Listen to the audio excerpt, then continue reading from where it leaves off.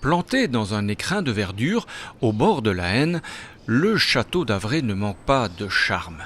Il y a les pierres bien sûr, chargées d'histoire, mais qui dit château, dit aussi jardin.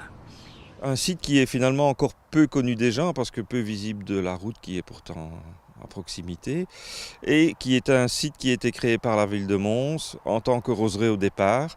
Et puis les dégâts climatiques ont orienté plutôt le site vers une collection partagée entre rosiers et plantes vivaces, ce qui lui donne un cachet tout à fait particulier.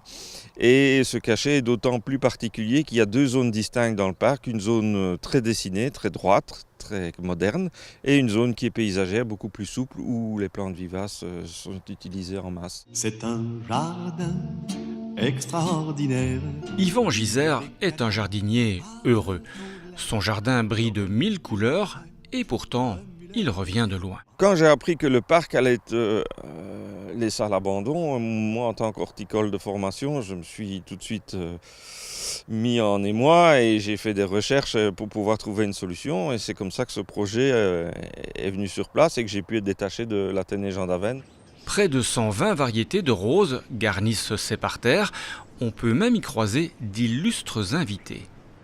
Quand un créateur met au point une rose, il est de tradition de chercher un parrain qui va lui donner son nom et peut-être sa notoriété aussi. Donc on a ici, notamment dans le parc, la rose Louis de Funès, qui est quand même assez particulière et peu visible dans la région. On a la rose Gertrude Jekyll, on a Lily Marlène qui est un petit rosier rouge sanguin qui est très, très vif au niveau couleur.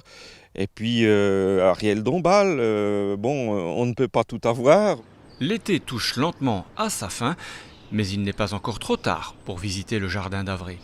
Dans les rosiers, il y a ceux qui sont nord-montants, qui fleurissent plutôt fin du printemps, début d'été. Et puis il y a les autres qui sont dits remontants, qui vont refleurir de façon plus ou moins soutenue selon l'origine de la variété et qui seront à un nouveau sommet de floraison au mois de septembre.